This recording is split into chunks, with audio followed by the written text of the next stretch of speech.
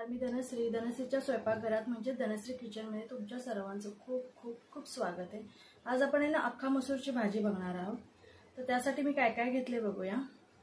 इथे आपण आहे ना अख्खा मसूर मी एक 4-5 तास झाले भिजत घातलेले होते। ते आता 2-3 पाण्यात स्वच्छ धुवून घेतलेले आहेत। कांदा, टोमॅटो, कोथिंबीर आणि कढीपत्ता घेतला फोडणीसाठी। इथे आपण कढई ठेवली आहे आणि ह्याच्यात आपण तेल टाकून घेऊया। मी एक पळीला थोडं कमी तेल टाकले, बघू शकता। चपात्या करून घेतल्या, गरम आहेत। इथे तेल गरम झालं ना की कढीपत्ता टाकून घ्यायचा। अगदी थोडं जिरं टाकणार आहे आणि थोडी राई, तसेच हिंग टाकायचं। जिरं मोहरी तडतडलं की कांदा टाकून घ्यायचा।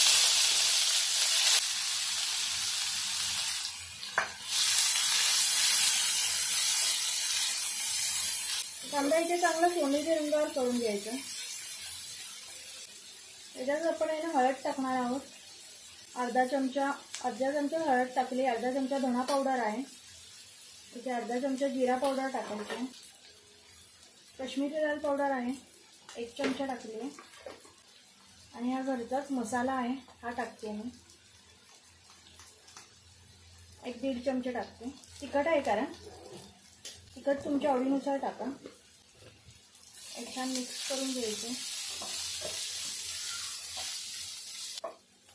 याच्यावर आहे ना टोमॅटो टाकून घेऊया।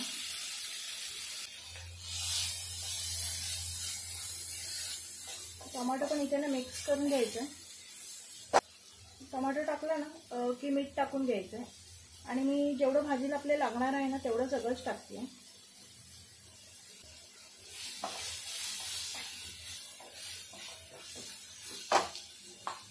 तसं इथे थोडी कोथिंबीर टाकूया।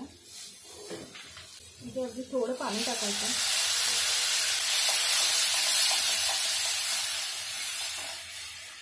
इथे थोडं झाकण ठेवून आहे ना आपण टोमॅटो शिजवून घेऊया। 1-1.5 मिनिट आपण ठेवून घेतले आहे। छान तेल सुटलंय।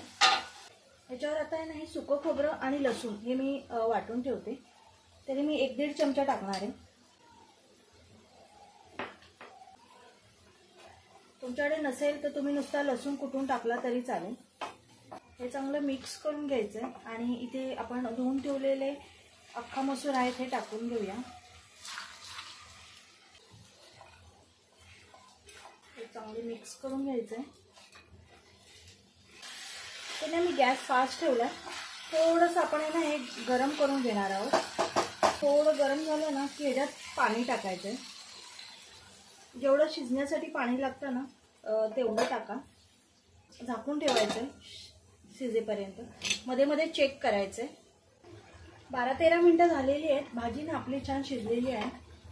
बघितलं, एकदा दोनदा मी चेक केलं होतं। तोपर्यंत इथे डाळ आणि भात दोन्ही करून घेतलं मी। इथे गॅस कमी करून आहे ना ही कोथिंबीर आहे ही टाकून घेऊया। आणि इथे मी ओलं खोबरं किसून घेतलेलं आहे। तुम्ही जर खात नसाल तर तुम्ही नाही टाकलं तरी चालेल, पण एकदा टाकून बघा, खूप छान होते भाजी।